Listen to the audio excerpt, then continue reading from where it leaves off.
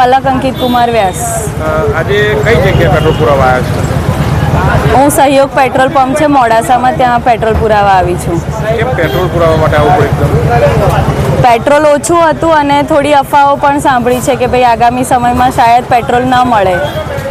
સરકાર તો કહે છે કે પેટ્રોલ ને ગેસ પૂરતા પ્રમાણમાં છે, તો હા, એટલે ગેસ ને પેટ્રોલ પૂરતા પ્રમાણમાં છે તો ખરું, પણ સાધન જીવન જરૂરિયાતની જરૂરમાં સાધન જરૂરી છે. એટલે હવે અફવા કહો કે શું છે એ તો 2 દિવસ પછી જ આપણને ખબર પડે, તો સમયની સાથે ચાલવું પડે. નામ મારું પંકજભાઈ ઉપાધ્યાય. સહયોગ ચોકડી પર આવીને ઊભેલા છીએ પેટ્રોલની લાઈન લેવા માટે, અને લાઈનમાં પેટ્રોલ આપી રહ્યા છે. કેમ આજે આટલી મોટી લાઈન લાગી? બજારમાં વાયકા હતી કે બજાર પેટ્રોલ નહીં મળતું એટલે આવેલા છે. અત્યારે તમને શું લાગે પેટ્રોલ આગળ મળશે કે નહીં મળે? સરકાર તો કહે છે કે પેટ્રોલ છે. આજ મળશે ભાઈ, આ લોકો તો બધા એમ જ કહે છે મળશે.